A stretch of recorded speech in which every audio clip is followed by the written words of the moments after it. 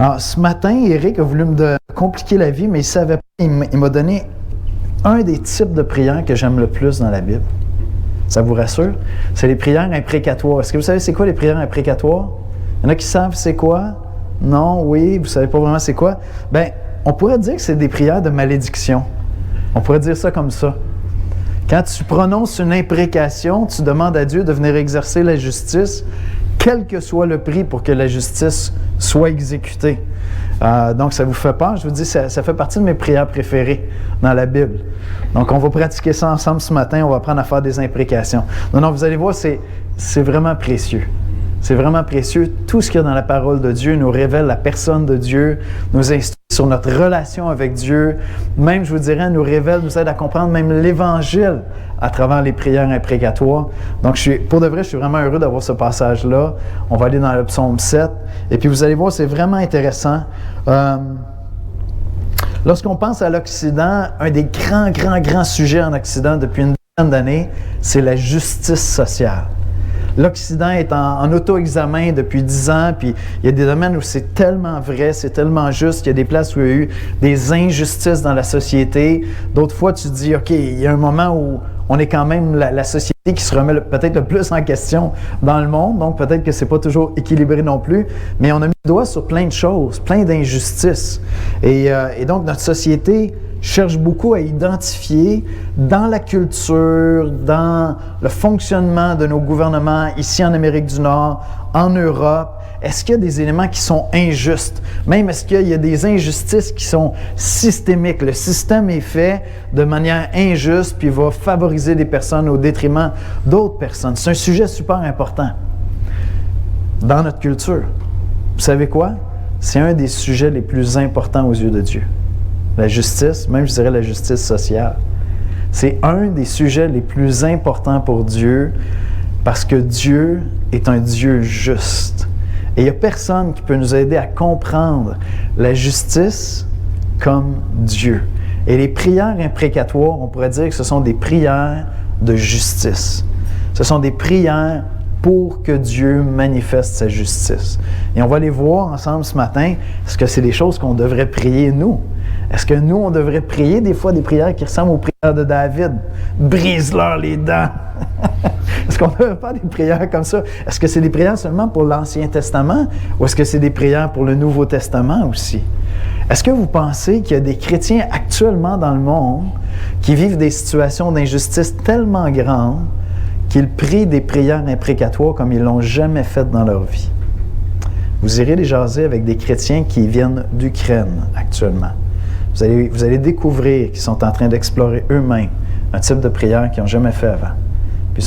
Puis ça fait plusieurs fois que les Ukrainiens me parlent des prières imprécatoires ou des missionnaires qui servent en Ukraine. Donc, on va voir ensemble qu'il y a des choses qu'on a à apprendre de ça. Puis, ma prière à moi, c'est que après l'étude de ce matin, l'exposé de ce matin, mais à quelque part, ça fasse partie de votre coffre d'outils de prier pour la justice de Dieu sur la terre. On va prier ensemble. Seigneur Jésus, merci pour ta parole. Ta parole est sainte, ta parole est juste, ta parole est pure, ta parole est vraie. Elle nous aide à connaître un Dieu qui, sans elle, serait obscur pour nous, Seigneur. Puis pourtant, dans le cœur de chaque être humain, il y a ces réclamations de justice qui sont là en nous.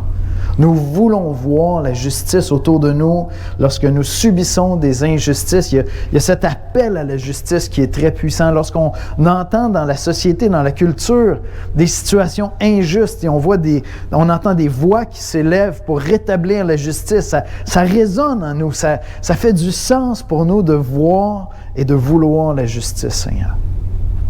Et pourtant, Père, je crois qu'en Occident, je crois que les chrétiens du Canada, du Québec, de l'Amérique du Nord ont beaucoup négligé ta justice, ô Dieu. Avec une vision bucolique d'un Dieu grand-papa qui est toujours là pour te donner des bonbons, jamais pour te reprendre.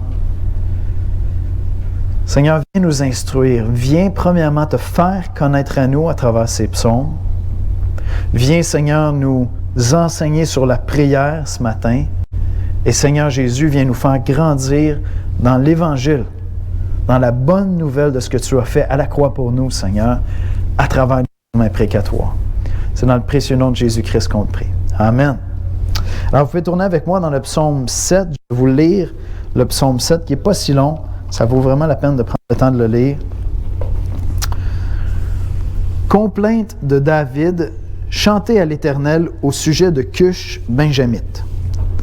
Éternel, mon Dieu, je cherche en toi mon refuge. Sauve-moi de tous mes persécuteurs et délivre-moi, afin qu'ils ne me déchirent pas comme un lion qui dévore sans que personne vienne au secours. Éternel, mon Dieu, si j'ai fait cela, s'il y a de l'iniquité dans mes mains, si j'ai rendu le mal à celui qui était paisible envers moi, si j'ai dépouillé celui qui m'opprimait sans cause, que l'ennemi me poursuive et m'atteigne, qu'il foule à terre ma vie et qu'il couche ma gloire dans la poussière. Lève-toi, ô Éternel, dans ta colère, lève-toi contre la fureur de mes adversaires. Réveille-toi pour me secourir, ordonne un jugement. Que l'assemblée des peuples t'environne, monte au-dessus d'elle vers les lieux élevés. L'Éternel juge les peuples. Rends-moi justice, ô Éternel, selon mon droit et selon mon innocence. Mets un terme à la malice des méchants et affermis le juste, toi qui sondes les cœurs et les reins, Dieu juste. Mon bouclier est en Dieu, qui sauve ceux dont le cœur est droit. Dieu est un juste juge. Dieu s'irrite en tout temps. Si le méchant ne se convertit pas, il aiguise son glaive, il bande son arc et il vise. Il dirige sur lui des traits meurtriers. Il rend ses flèches brûlantes. Voici, le méchant prépare le mal, il conçoit l'iniquité et il enfante le néant. Il ouvre une fosse, il la creuse et il tombe dans la fosse qu'il a faite. Son iniquité retombe sur sa tête et sa violence redescend sur son front. Je louerai l'Éternel à cause de sa justice. Je chanterai le nom de l'Éternel du Très-Haut. Amen. C'est la parole de Dieu.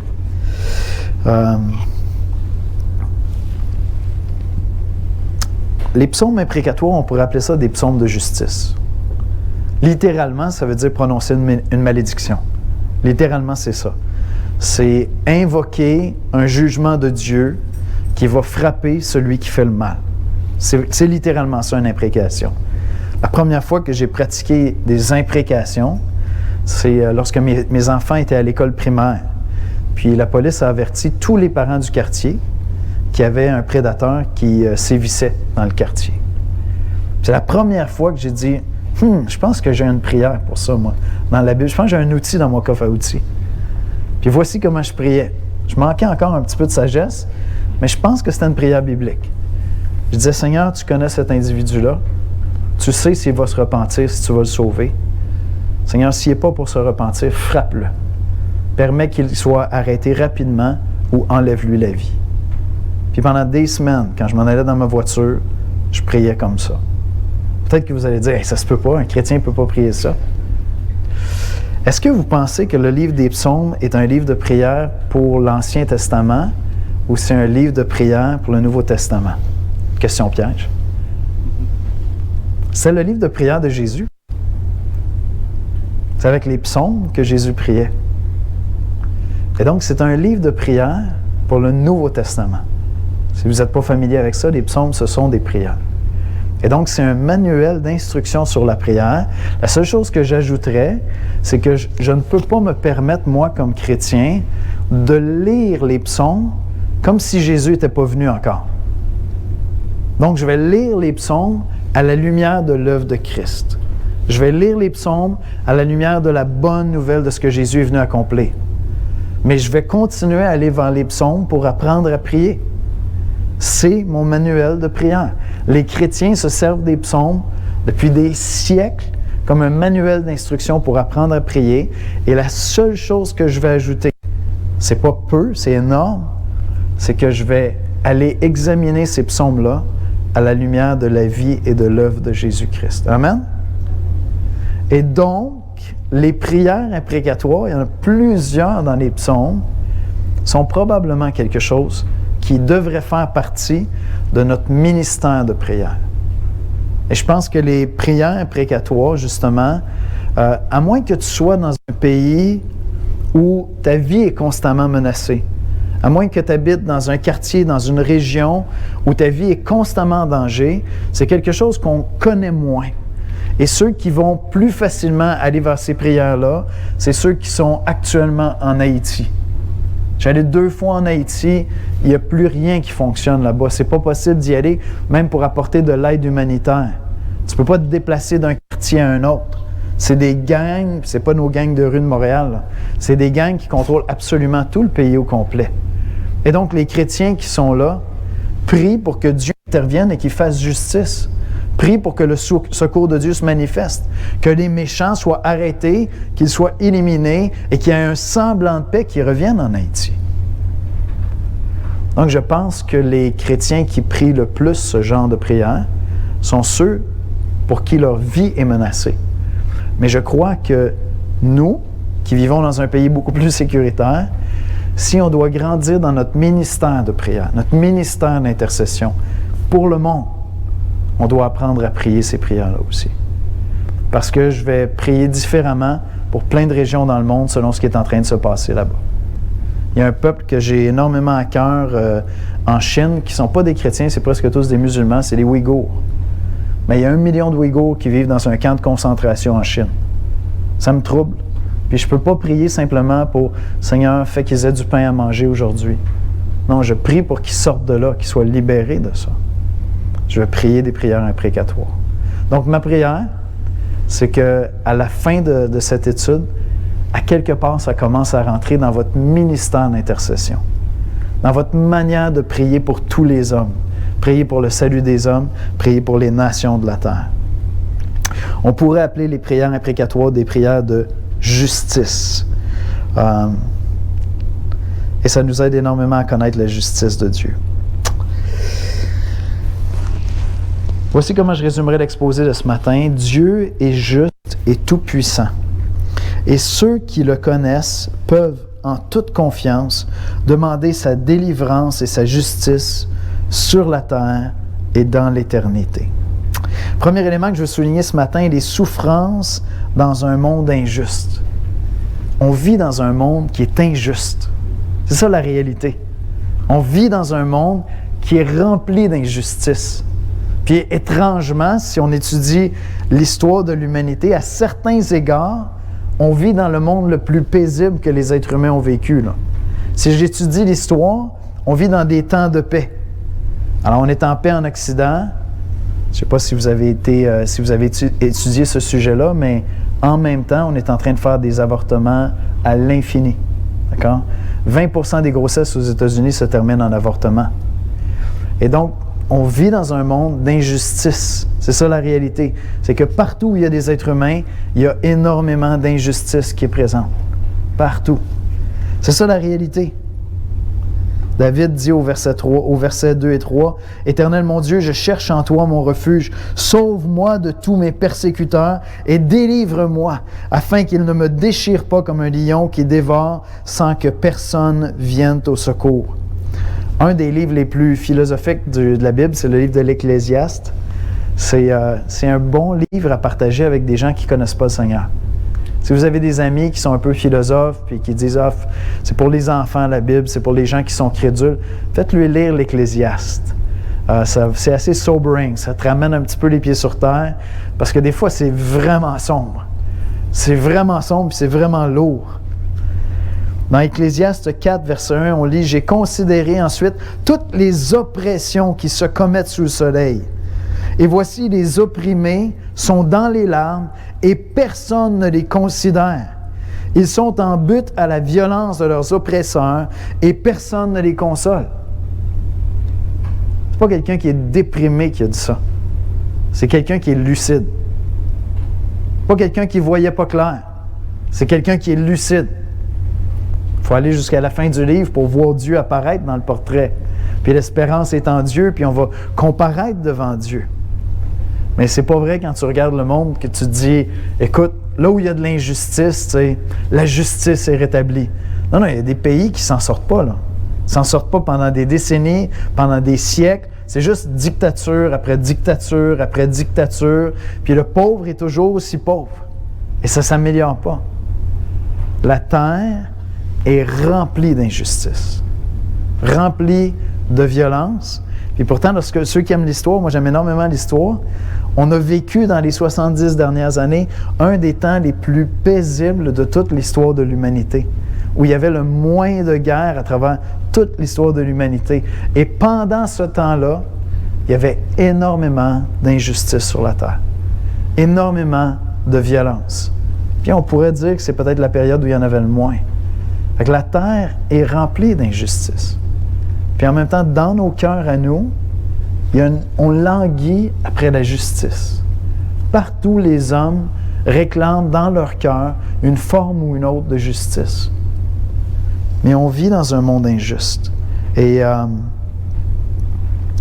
je pense qu'une des difficultés pour nous, ici en Occident, à aller vers des prières comme celle-là, c'est que pour la majorité d'entre nous, les injustices qu'on vit sont faibles comparables au genre d'injustice où ta vie est en danger.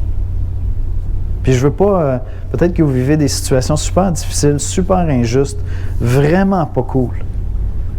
Mais des fois je parle avec un frère, une sœur, tu sais, puis il lutte avec l'amertume, puis il sait pas quoi faire avec ça, puis là, il se dit, pourquoi est-ce que je pardonnerais? Puis des fois, juste pour l'aider à réfléchir, je dis, tu sais, il y a une ressource dans la Bible. Il y a une ressource si vraiment tu es en train de vivre des injustices terribles. Vous allez me trouver vraiment baveux, là. Mais je dis, t'as-tu déjà entendu parler des psaumes imprécatoires? Tu peux prier pour sa mort à ton ennemi, là. Tu peux le faire, tu sais, s'il t'a fait le mal. C'est biblique de prier pour que Dieu élimine le méchant. Puis là, il y a comme un malaise, tu sais. Non, mais peut-être pas ça, tu sais. Mais juste assez pour garder de l'amertume. Comprenez? Fait que je pense qu'une des raisons pour lesquelles on a de la difficulté avec les psaumes imprécatoires, c'est que pour la majorité d'entre nous, les injustices qu'on subit n'ont rien à voir avec une menace sur notre vie. Et encore une fois, je ne connais pas vos histoires. Peut-être que vous êtes dans une situation terrible où il y a énormément de souffrance. Je ne veux pas atténuer la souffrance ou des injustices que vous vivez. Mais de là à dire, tue-le, frappe-le, enlève-lui la vie. Non, souvent, la majorité des injustices qu'on vit, c'est qu'on voudrait comme que la personne reconnaisse qu'elle a fait quelque chose de mal envers nous, puis qu'elle nous demande pardon. Ou on voudrait qu'elle paye un petit peu, là. Peut le souffrir un peu, tu sais, ça un peu, petit bout, tu sais. Mais pas de là à dire, enlève-lui la vie. Mais c'est ça. Et ça, qu'est-ce que ça fait? Ça affecte notre vision de Dieu. Ça nous amène à voir Dieu comme un être qui est là un peu... écoute, je voudrais pas que tu élimines mes ennemis, parce que je n'ai pas vraiment des ennemis de ce calibre-là, mais je voudrais qu'il soit plus gentil avec moi quand même. Puis ça nous amène dans une espèce de Dieu qui est là pour que je sois bien. Tu sais? Élimine pas mes ennemis, j'ai pas des ennemis à ce point-là, mais j'aimerais ça que ça aille un petit peu mieux. Puis ça nous amène à une espèce de Dieu thérapeutique, qui n'est pas le Dieu de justice, c'est le Dieu des thérapies. Mais ce Dieu-là n'existe pas. Il existe juste dans notre imagination. C'est un Dieu qu'on s'est créé dans un monde sécure puis confortable. David n'était pas en train de dire « Je me sens pas tellement bien parce qu'il me regarde mal. » Vous comprenez? C'était pas de ça qu'on parle. Non, sa vie est en danger. Et oui, c'est un contexte où il y a de la médisance. Il y a un adversaire qui est en train de parler en mal de lui, mais vous comprenez, c'est des joutes politiques, là. Ça peut faire que le roi tombe et qu'il meurt. Pour moi, ces prières-là me révèlent qui est Dieu. Et Dieu est celui qui s'irrite constamment. C'est ça qui est dit. Dieu s'irrite constamment. Je ne sais pas si vous avez déjà entendu la citation de John Piper qui disait « Qu'est-ce que je réponds à quelqu'un qui me dit « Mais où est ton Dieu devant toutes les injustices qu'il y a dans le monde? » Il dit « Dieu prend des notes et il est en train d'amasser une montagne de colère pour exercer la justice. Il n'en échappe pas une. » Il n'en échappe pas une. Et les psaumes imprécatoires me permettent de réaliser que je vis dans un monde injuste. Et une des premières choses que nous réalisons comme chrétiens, c'est que nous sommes injustes. On vit dans un monde injuste, mais l'Évangile nous instruit à réaliser que nous sommes injustes. Et toute la théorie que, tu sais, l'homme n'est bon, puis c'est la société qui a des systèmes oppressants, puis c'est ça qui nous corrompt. Pour le chrétien, ça ne tient pas la route du tout. Je vois le mal dans le monde, je vois le mal chez les gens qui manquent envers moi, mais je vois le mal en moi aussi. Et c'est intéressant parce que David lui-même le voit. On lit dans Romains 3, puis je viens ensuite à David, on lit dans Romains 3, versets 11 et 12, « Nul n'est intelligent, nul ne cherche Dieu, tous sont égarés, tous sont pervertis. Il n'en est aucun qui fasse le bien, pas même un seul. » Et ça, c'est une citation du psaume 14. Dans le psaume 14, on lit au chef des chantres de David, « L'insensé dit en son cœur, il n'y a point de Dieu. Ils se sont corrompus, ils ont commis des actions abominables. Il n'en est aucun qui fasse le bien. L'Éternel du haut des cieux regarde les fils de l'homme pour voir s'il y a quelqu'un qui soit intelligent, qui cherche Dieu. Tous sont égarés, tous sont pervertis. Il n'en est aucun qui fasse le bien, pas même un seul. » Et regardez ce que David prie au verset 4 à 6 dans le psaume 7. « Éternel mon Dieu, si j'ai fait cela, s'il y a de l'iniquité dans mes mains, si j'ai rendu le mal à celui qui était paisible envers moi, d'une part, mais écoutez la suite, si j'ai dépouillé celui qui m'opprimait sans cause, que l'ennemi me poursuive et m'atteigne, qu'il foule à terre ma vie et qu'il couche ma gloire dans la poussière. » Lorsque David parle de son innocence, David sait qu'il n'est pas innocent comme sans péché. David sait qu'il est un grand pécheur, mais qui cherche à s'amender, puis à se repentir, puis à chercher la face de Dieu. Donc pour le chrétien, c'est une évidence qu'il y a beaucoup d'injustice dans le monde, parce qu'il y a de l'injustice dans mon cœur. Et mon cœur, la société est juste le reflet de mon cœur, fois quelques milliards. Donc pour nous, ça va de soi qu'il y a de l'injustice dans le monde. Je n'ai pas besoin de chercher des systèmes dans la culture qui font que des opprimés. Il y en a peut-être, c'est correct. Mais je n'ai pas besoin d'aller là pour trouver l'injustice. J'ai juste besoin de me regarder dans le miroir. Et je sais qu'il y a de l'injustice. Puis pourquoi est-ce que je nous ramène là? Pourquoi est-ce que je retourne là? C'est parce que David, dans sa prière, alors qu'il est en train de faire une prière imprécatoire, il est en train de dire « Seigneur, examine ma vie. » Il est en train de dire « Regarde ma vie, regarde mon cœur. » Pour ça, je vous dis, c'est un peu provocateur lorsque je parle avec quelqu'un qui est rempli d'amertume. Puis je vois que tu sais, je fais pas ça dans les 5 premières minutes. Mais ça fait 3-4 fois qu'on se voit, puis ça avance pas. Il est toujours pris avec l'amertume, tu sais. Puis à un moment, je dis, ben sais-tu, j'ai peut-être une solution. Il y a des prières imprécatoires. On peut, je veux dire, tu sais, on peut prier pour que Dieu frappe, que Dieu enlève la vie. Mais, il faut que tu puisses faire la prière du psaume 7. Seigneur, s'il y a de l'injustice en moi, si moi je me suis comporté comme mes adversaires, que eux aient la victoire sur moi, Seigneur. Pour ça, je vous dis, c'est une prière de justice. Les prières imprécatoires, c'est une prière où tu dis, Seigneur, je te demande de venir exercer la justice maintenant sur la terre. Je sais très bien qu'un jour tu vas exercer la justice au jugement dernier. Je sais tout ça.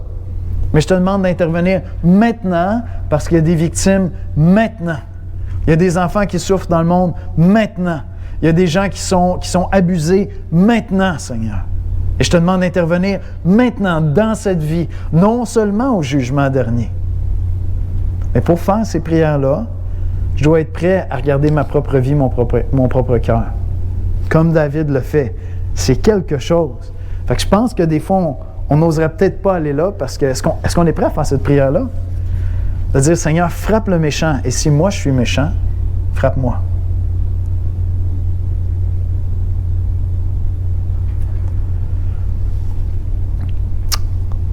Les chrétiens savent qu'il y a énormément d'injustice dans le monde parce qu'on le voit dans la société. Mais les chrétiens savent qu'il y a énormément d'injustice dans le monde parce que cette injustice-là est dans mon cœur et est dans le tien. C'est ça la vérité. Et je crois profondément dans mon cœur qu'on gagne à garder les yeux ouverts sur ces choses-là, à voir le mal qu'il y a dans le monde. Si vous ne lisez pas le journal parce que c'est déprimant, vous faites une grave erreur. Moi, ça me déprime le journal. Les infos, là, j'essaie de passer pas plus que 10 minutes là-dessus. Mais j'y vais à tous les jours. À tous les jours, je vais me torturer un peu. Puis ça me déprime à toutes les fois. Il n'y a pas grand-chose d'encourageant là-dedans. Mais après ça, je vais dans la prière.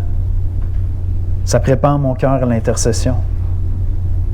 Voyez-vous, comme de la même manière que je veux toujours voir s'il y a des péchés dans mon cœur, dans ma vie, je veux le voir dans le monde aussi.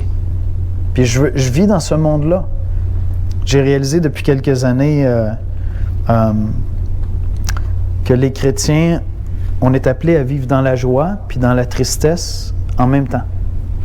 C'est vraiment ma conviction de plus en plus. Peut-être parce que mes 2 enfants adultes ne sont pas chrétiens, mais je vis dans la joie, par la grâce de Dieu, rempli de l'Esprit, puis je porte dans mon cœur la tristesse d'un intercesseur. Je suis toujours en train de pleurer sur Jérusalem, puis je suis toujours en train de me réjouir dans la présence de Dieu. Est-ce que ça fait du sens ce que je dis? Et je pense que c'est comme ça qu'on doit apprendre à vivre les chrétiens sur cette terre. Où j'ai constamment des choses qui sont présentées à mes yeux, puis je ne détourne pas le regard pour ne pas voir le mal. Non, je le regarde parce que Dieu veut que je prenne une action par rapport à ça. Ça m'attriste, ça m'effraie. Dieu veut que je prenne une action. Peut-être que c'est l'intercession, la seule action que je peux faire. Mais c'est toute une action. Et donc, j'apprends comme chrétien à vivre sur ces 2 plans-là constamment parce que je pense que c'est comme ça que Christ vivait dans son ministère terrestre. Il était parfaitement en communion avec son Père, puis il pouvait pleurer sur la mort et sur le mal qu'il y avait dans le monde. Et nous sommes appelés à être habités du cœur de Christ. Le Saint-Esprit est en train de former Christ en nous. Alors apprenez à aller lire les nouvelles, même si ça vous déprime. Si ça vous déprime, c'est parce que Dieu veut que vous priez. Dieu veut que vous intercédiez pour le monde. Le chrétien sait que le monde est rempli d'injustice et il le sait premièrement à cause de son propre cœur. Et ça nous amène à voir le juste juge, le puissant libérateur. C'est une vérité troublante et rassurante, la justice de Dieu. C'est clairement pas le Dieu que les hommes veulent s'inventer, un Dieu vraiment juste. Si vous étudiez un peu les divinités que les êtres humains se sont inventées à travers les âges, c'est plutôt un Dieu vengeur. Tu sais, c'est un Dieu qui est dans ma gang, puis que c'est comme un gros cerbère, là, c'est un gros bulldog, un gros pitbull que tu peux sortir, puis tu peux l'envoyer contre tes adversaires quand ils t'ont fait du mal. Si vous étudiez là, les dieux que les êtres humains se sont inventés, ça ressemble beaucoup à ça. Mais un Dieu de justice qui dit, que tu pries, puis tu dis, Seigneur, je veux la justice partout sur la terre, même sur moi. Non, ça c'est le Dieu de la Bible. Ça c'est le Dieu de la Bible. Je sais que je vais comparaître un jour devant Dieu. Puis je vais rendre compte pour chacune de mes œuvres, chacune de mes actions. Et merci Seigneur, je vais pouvoir invoquer la grâce de Jésus-Christ. Mais c'est une vérité troublante. Psaume 7, versets 9 et 10, « L'Éternel juge les peuples. Rends-moi justice, ô Éternel, selon mon droit et selon mon innocence. Mets un terme à la malice des méchants et affermis le juste, toi qui sondes les cœurs et les reins, Dieu juste. » D'une part, c'est rassurant. C'est rassurant, il n'y a aucune injustice. Il n'y a aucune victime innocente, parce qu'il y a des victimes innocentes. On est tous coupables de nos péchés, on n'est pas tous coupables des péchés des autres. On est tous coupables d'être pécheurs, mais il y a plein de gens qui sont victimes alors que ce n'est pas leur faute. Et il n'y a aucun de ces abus-là qui passe sans être noté. Constamment, l'Éternel s'irrite. Et c'est quelque chose. Constamment, l'Éternel s'irrite contre les injustices qu'il y a dans le monde.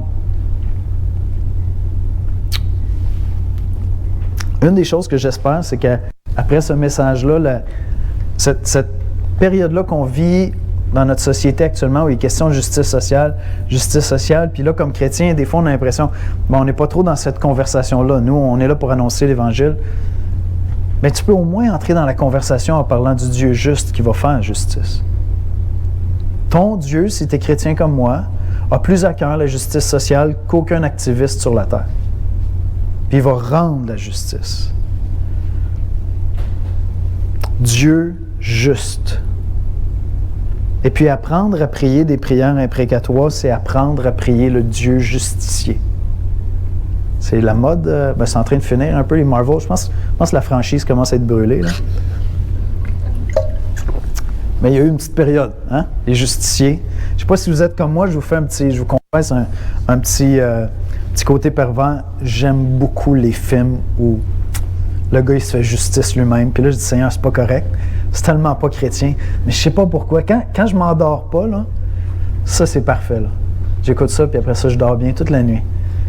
Je sais pas si c'est mon côté charnel, tu sais, parce que pas supposé chercher la vengeance. Non, mais c'est pas de la vengeance. Tu vas exercer la justice pour quelqu'un d'autre. Priez le Dieu justicier.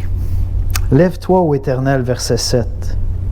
Dans ta colère, lève-toi contre la fureur de mes adversaires. Réveille-toi pour me secourir. Ordonne un jugement. Verset 10. Mets un terme à la malice des méchants et affermis le juste, toi qui sondes les cœurs et les reins, Dieu juste. C'est intéressant, regardez les versets 13 à 17.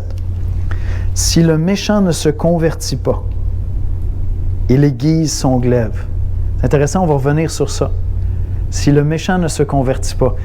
Quand je lisais un peu sur les psaumes imprécatoires, puis une personne disait « Non, mais ça, c'était bon pour l'Ancien Testament. » Pas convaincu, l'Évangile est là. La grâce est là. Puis la grâce est surtout là dans l'attitude de David, mais j'y reviens. Si le méchant ne se convertit pas, il aiguise son glaive, parlant de Dieu, il bande son arc et il vise. Il dirige sur lui des traits meurtriers. Il rend ses flèches brûlantes. Voici, le méchant prépare le mal, il conçoit l'iniquité et il enfante le néant. Il ouvre une fosse et il la creuse et il tombe dans la fosse qu'il a faite. Son iniquité retombe sur sa tête, sa violence redescend sur son front. Ce Dieu-là, ce n'est pas le Dieu de l'Ancien Testament seulement. C'est le Dieu de toute la Bible. En Apocalypse 19:11, on lit « Puis je vis le ciel ouvert, et voici parut un cheval blanc. Celui qui le montait s'appelle fidèle et véritable, et il juge et combat avec justice. » Je crois qu'il y a une erreur qu'on fait comme chrétien si on n'apprend pas à prier les psaumes imprécatoires, les prières imprécatoires. C'est qu'on dit « Tout va se régler au retour de Jésus. » C'est facile à dire quand tu vis au Québec. C'est facile à dire quand tu vis au Québec. Tu peux dire la même chose avec tout ce qui nourrit de l'amertume dans ton cœur. Tu as quelqu'un qui t'a fait du mal, tu sais, puis tu ne serais pas prêt à faire une prière imprécatoire, mais tu as de l'amertume constamment dans ton cœur. Mais tu peux dire tout va se régler au retour de Jésus. Fait que laisse aller ça. C'est facile de tout remettre pour le retour de Christ lorsque tu vis dans un pays confortable comme le nôtre. Mais si on vivait ailleurs, quand je suis allé à Genève il y a quelques mois pour Évangile 21, c'était un événement jeunesse, puis là, ben, tu sais, tu es en Europe, tu es collé sur la guerre en Ukraine, fait que c'est une réalité qui est beaucoup plus présente à leurs yeux. Puis ils ont fait venir un missionnaire qui est missionnaire en Ukraine. En fait, c'est un Anglais d'Angleterre qui a épousé une Ukrainienne. Les deux étaient chrétiens avec la conviction d'être appelés à être missionnaires en Ukraine.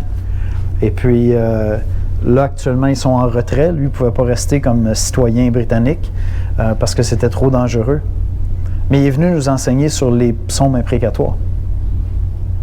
Parce qu'actuellement, les chrétiens en Ukraine prient des psaumes imprécatoires. Puis je ne suis pas en train de commencer à rentrer dans la politique, c'est qui les bons, les méchants. Ça semble assez corrompu comme système politique, un peu toute la région. Fait que je ne veux pas aller là. Je parle des citoyens. Je parle des chrétiens. Eux font des prières où ils disent « Seigneur, exerce la justice, interviens maintenant. » Ils ne sont pas en train de dire « Oh Seigneur, de toute façon, tu établiras toute justice à ton retour, Jésus. » Non, quand il y a des ogives qui tombent, Non. Non. Tu veux que Dieu arrête ça maintenant. Et donc, c'est une grâce pour nous de pouvoir prier le Dieu libérateur, le Dieu justicier. Et peut-être qu'une des manières que vous pouvez apprendre à prier les prières imprécatoires, c'est en apprenant à prier pour l'Église à travers le monde. En apprenant à prier pour les frères et sœurs qui sont persécutés à travers le monde. Les chrétiens sont la religion la plus persécutée à travers le monde. Tout le monde est d'accord là-dessus. C'est pas les chrétiens qui disent ça. Tous les sociologues, tous les experts en domaine de liberté religieuse le disent. Les chrétiens, c'est le groupe le plus persécuté à travers le monde, spécialement au Moyen-Orient, mais énormément actuellement en Chine. Et donc peut-être qu'une des manières que vous pouvez apprendre à prier ces prières imprécatoires-là, c'est d'apprendre à prier pour les frères et sœurs à travers le monde, pour l'Église persécutée. Puis ça peut vous sensibiliser. Et vous savez quoi? Ça va avoir un effet super bénéfique sur vos problèmes du quotidien. Puis encore une fois, je ne suis pas en train de dire je prie pour le salut de mes enfants, j'ai une souffrance parfois aiguë que je vis lorsque je prie pour le salut de mes enfants. Donc, je ne suis pas en train de diminuer la souffrance qu'on vit ici, je suis juste en train de la mettre en perspective. Mais d'apprendre à prier pour l'Église persécutée, ça met les choses en perspective. Ça fait juste ramener Dieu à sa place, puis la souffrance au bon endroit, puis ça met les choses en perspective. David prie pour que Dieu vienne exécuter la justice. Il sait que Dieu est juste, mais il demande à Dieu d'exécuter la justice. David est en train de prier le Dieu justicier. C'est correct de faire ça. Je vais activer en vous le désir de prier, d'accord? Dans un quartier à Montréal, je parlais avec un policier, dans un quartier à Montréal, les policiers doivent surveiller 200 prédateurs sexuels qui sont libres. Dans un quartier à Montréal. Ils sont listés, ils ont été libérés, ils savent que c'est des récidivistes. 200 dans un quartier. Fait qu'apprenons à prier pour que Dieu protège puis que Dieu délivre. Apprenons à le faire. Pas simplement pour ma journée à moi, pas simplement pour ce que j'ai dans ma journée. La prière, c'est un ministère extraordinaire où je peux prier pour la justice de Dieu et que Dieu intervienne. Puis ça se peut que des fois, je sois tenté de m'exclamer comme l'Ecclésiaste puis de dire « il n'y en a pas de justice ici dans le monde ». C'est vrai que Dieu est patient. Dieu était patient avec Pharaon jusqu'à temps que Dieu dise « c'est fini ». Mais Dieu intervient. Dieu répond aux prières. Dieu répond aux prières. Apprenons à prier le Dieu justicier. Donc, est-ce qu'on est appelé à aimer ou à maudire nos ennemis? C'est mon dernier point. Est-ce qu'on est appelé à aimer ou à maudire nos ennemis? Je pense que souvent, c'est comme là qu'on s'en va dans le dilemme. Oui, mais Jésus nous a dit « aimez vos ennemis ». Fait que est-ce que je dois faire des prières imprécatoires? Comment je dois agir? Comment je devrais me comporter? Est-ce qu'on doit aimer ou maudire nos ennemis? C'est Jésus qui dit dans Matthieu 5, versets 43-45, « Vous avez appris qu'il a été dit « Tu aimeras ton prochain et tu haïras ton ennemi. » Mais moi, je vous dis, aimez vos ennemis, bénissez ceux qui vous maudissent, faites du bien à ceux qui vous haïssent, et priez pour ceux qui vous maltraitent et qui vous persécutent, afin que vous soyez fils de votre Père qui est dans les cieux, car il fait lever son soleil sur les méchants et sur les bons, et il fait pleuvoir sur les justes et les injustes. Donc, je dois aimer mes ennemis. Moi, je pense que dans le psaume 7, David est pas mal gracieux envers ses ennemis. Puis il dit, si le méchant ne se repent pas, arrête-le, frappe-le. Parce que c'est aussi dans le Nouveau Testament que Jésus va dire dans Matthieu 5, verset 6, « Heureux ceux qui ont faim et soif de justice, car ils seront rassasiés. » Puis en même temps, il dit au verset 7, « Heureux les miséricordieux, car ils obtiendront miséricorde. »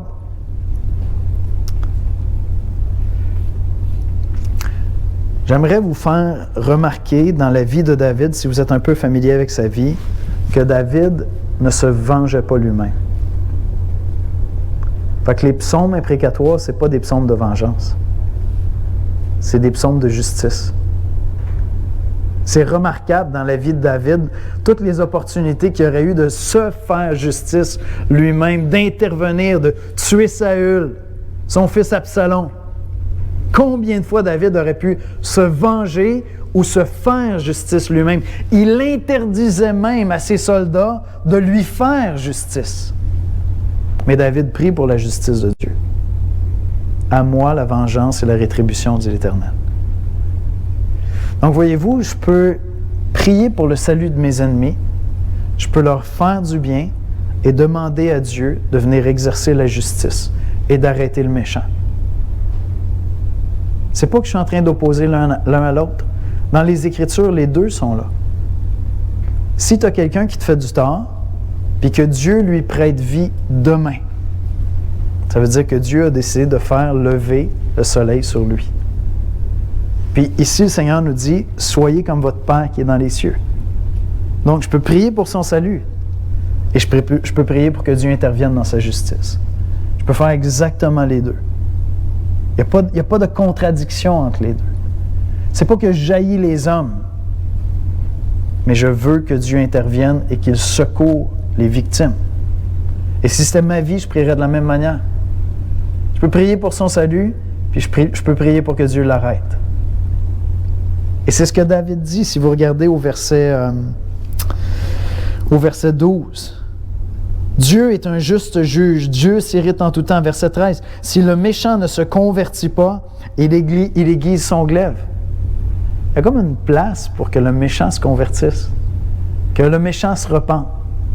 Puis même David va prier lui-même en disant, il dit, « Si j'ai dépouillé celui qui m'opprimait » au verset 5. Donc, le chrétien n'est pas appelé à se venger, mais le chrétien est appelé à demander à Dieu d'exercer la justice. Le chrétien n'est pas appelé jamais à dire « Seigneur, sois un Dieu bonbon qui pardonne à tout le monde pour l'éternité. Les plus grands abuseurs de la terre, Seigneur, ça n'a pas de bon sens que tu les damnes pour l'éternité. Il faut qu'ils viennent avec nous au ciel. » Je ne suis pas appelé à prier comme ça, jamais. Jamais. On est appelé à prier pour la justice. Avec beaucoup d'humilité, parce que je sais que l'injustice commence dans mon cœur, pas autour de moi. Donc avec une crainte de Dieu, en aimant mes ennemis, en priant pour leur salut, mais en demandant à Dieu d'intervenir sur la terre.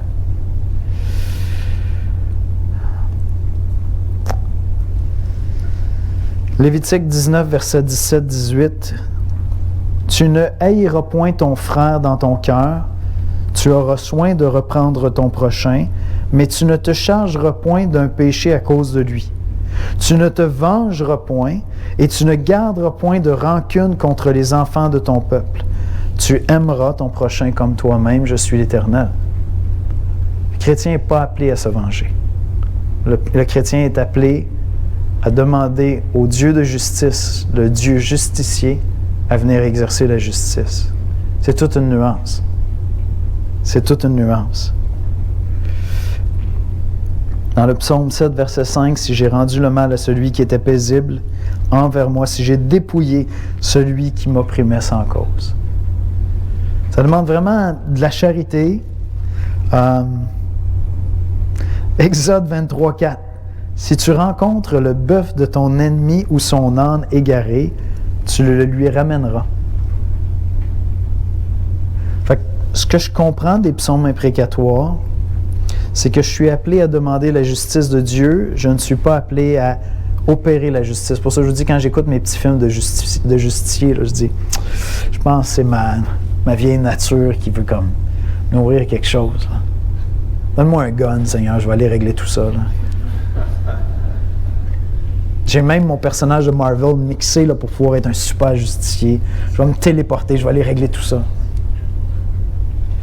Le chrétien n'est pas appelé à exercer la vengeance, il est appelé à demander au Dieu de justice de se manifester. Psaume 83, versets 16 à 19.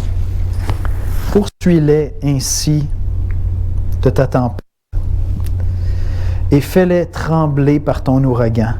Couvre leur face d'ignominie, afin qu'ils cherchent ton nom, ô Éternel. Qu'ils soient confus et épouvantés pour toujours, qu'ils soient honteux et qu'ils périssent. J'arrive à la fin du message, mais je veux ouvrir une autre fenêtre dans votre esprit. Et si, lorsque je demandais à Dieu d'exercer la justice, c'était le moyen du salut des méchants?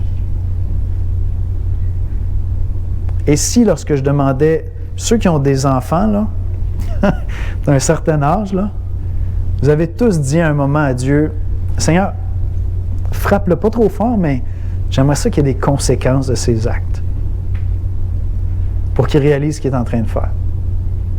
Juste qu'il prenne conscience. Et si demander à Dieu d'exercer la justice, c'était le moyen de salut du méchant? Regardez bien les versets que j'ai lus. Psaume 83, verset 16. « Poursuis-les ainsi de ta tempête et fais-les trembler par ton ouragan. Couvre leur face d'ignominie afin qu'ils cherchent ton nom, ô Éternel. » Ça concorde parfaitement avec tout le principe du livre des Proverbes qui dit « Si l'insensé n'est pas repris, n'est pas châtié, il va rester dans sa folie. » Et combien de gens se sont convertis alors qu'ils étaient en train de vivre des vies de criminels, puis Dieu les a livrés aux conséquences de leurs actes, puis c'est là qu'ils se sont convertis. Je pourrais vous présenter quelques pasteurs. Parce que Dieu était en train de les châtier. Et là, ils ont été saisis de la crainte de Dieu. Donc, ça se peut même qu'en demandant la justice de Dieu, tu sois en train de travailler au salut de ces gens-là, du méchant. Parce que lorsqu'il va sans conséquence, il croit vraiment qu'il est Dieu. Il croit vraiment qu'il est Dieu. C'est intéressant, je termine avec ça. J'ai le privilège d'accompagner un monsieur qui est en train de se convertir. Il s'est converti, je ne sais pas. C'est un monsieur qui vient d'Iran. Puis, donc, ils ont fui, lui et sa famille, un islam très, très oppressant. Puis, mais quand ils sont arrivés au Canada, ils étaient encore musulmans. Mais, disons, progressif. Tu peux leur servir du vin puis une bonne assiette de porc, puis ils mangeaient. C'est assez progressif. Continuez à lire le Coran tous les jours. Fréquente l'Église tranquillement. Je vous ai peut-être parlé d'eux un peu, mais cette histoire-là n'arrête pas d'évoluer parce qu'ils sont tous en train de se convertir un après l'autre dans la famille. C'est absolument extraordinaire. Mais donc, j'étais avec lui. Ça fait plusieurs fois qu'on se rencontre. On étudie la Bible ensemble, puis on avance à travers l'Évangile. Puis, vous savez, des fois, quand tu es en train, tu as quelqu'un qui est super excité par l'Évangile, puis là, tu arrives comme à un des sujets plus délicats, où des fois, tu sais, c'est là qu'il se sauve. Là. Ah non, qui est ton Dieu, s'il n'y a pas de bon sens, ça se peut pas, tu sais. Puis je suis fasciné, parce que chaque fois que j'arrive là, ses yeux s'éclairent. Lui, il vient du Moyen-Orient. Il ne pense pas comme un occidental. Fait que chaque fois que j'arrive dans un sujet qui pourrait scandaliser un occidental, puis que là, je lui dis, non, mais le Dieu de la Bible, il est comme ça, ses yeux s'éclairent, puis il dit, ah, ça, j'aime ça, c'est bon. C'est fascinant. Fait qu'il me raconte dernièrement que son père est décédé, ça fait très longtemps, puis il me partage, on a un bon temps ensemble, puis il me partage, puis il dit, je sens encore la présence de mon père. Là, je dis, bon, OK, on s'en va où avec ça? Puis, qu'est-ce que ça va donner? Son père était musulman. Là, on était rendu dans l'Évangile à Christ meurt sur la croix pour nos péchés, puis ceux qui rejettent Christ, bien, sont rejetés. Si vous avez honte de moi devant les hommes, j'aurai honte de vous devant mon Père. Puis on arrive exactement à cet endroit-là, je dis ça. Là, ses yeux s'illuminent. Puis il dit, ah là, je comprends, j'aime ça. Parce que tu me disais toujours que Dieu aime tous les hommes, puis il veut qu'ils soient sauvés. Puis il ne comprenait pas parce qu'il n'était pas capable d'envisager un Dieu juste dans cette perspective-là. Mais quand je lui ai dit, oui, Dieu veut, il leur annonce l'Évangile, il leur envoie Jésus-Christ. Mais à ceux qui rejettent Christ, simplement la justice qu'ils vont rencontrer. Son cœur est rassuré et il aime cette version-là de Dieu. Est-ce que le fait de vivre en Occident fait que vous n'êtes pas confortable avec le Dieu de justice, le Dieu justicier? Est-ce que le fait que vous vivez ici puis que vous êtes toujours en train de discuter avec des gens qui ont une vision de Dieu qui ne va jamais offenser personne, qui ne va jamais déranger personne, qui ne mettra jamais personne mal à l'aise, qui jugera certainement personne, ça fait qu'on devient inconfortable avec des aspects de la personne de Dieu à un point tel que vous ne priez pas une prière qui est priée dans les psaumes à plusieurs reprises. À un point tel que vous négligeriez d'intercéder pour les gens qui souffrent, dont la vie est menacée. À un point tel que vous auriez de la difficulté à prier pour les frères et sœurs qui sont persécutés à travers le monde. Le livre des psaumes, c'est notre livre de prière. On veut le lire à travers l'œuvre de Jésus-Christ. C'est la seule chose qui change. On sait qu'un jour, il va revenir, il va exercer la justice. Mais on a connu sa grâce pour les gens injustes comme toi et moi. On a connu sa grâce. Alors, on peut prier pour qu'il intervienne avec justice, et on peut prier et aimer nos ennemis. On peut prier pour leur salut en même temps. J'espère que vous allez commencer à prier des prières imprécatoires. On va prier ensemble. Seigneur Jésus, merci pour ta parole. Ta parole est parfaite, Seigneur, tu es juste, tu es saint. Tu n'es pas un Dieu bonbon, tu n'es pas un Dieu mignon qu'on peut amadouer. Tu es un Dieu saint, parfait, juste, glorieux, majestueux. Tu es celui qui voit toutes les injustices dans le monde et toutes les injustices dans nos cœurs. Et tu les regardes avec une patience extraordinaire parce que ton soleil se lève sur les bons et les méchants. Et nous savons, Seigneur, qu'un jour tu viendras et que tu jugeras, que ta justice s'exercera. Seigneur, notre paix, notre sécurité à nous se trouve dans le fait que tu es notre avocat, Jésus-Christ. Que nous sommes à l'abri de nos propres injustices et du jugement qu'elles méritent, parce que toi, le juste, tu as été fait pécher sur la croix à notre place. Seigneur, apprends-nous à être une armée d'intercesseurs. Apprends-nous à s'appliquer au ministère de la prière, de l'intercession, et non seulement, Seigneur, pour nos besoins, pour notre famille, nos enfants, nos proches, mais pour tous les hommes, comme tu nous l'enseignes dans ta parole, Seigneur. Apprends-nous, avant toute chose, à prier pour tous les hommes, avant toute chose. C'est en Jésus-Christ qu'on prie. Amen. Amen.